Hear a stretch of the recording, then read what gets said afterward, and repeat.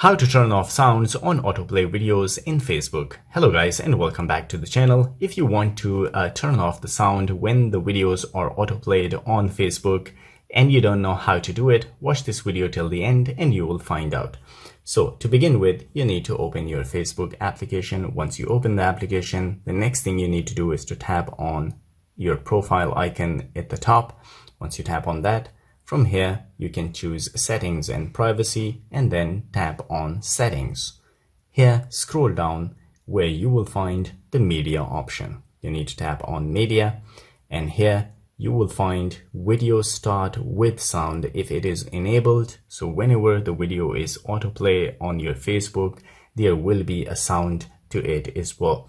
But if you want to play the videos without a sound at the start, you can just disable this one, and from now on the videos which will be autoplayed on Facebook with no sound, there will be no sound. So guys, this is how you can do it. If you like the video, don't forget to subscribe. I will see you in the next video. Till then, take a good care of yourself.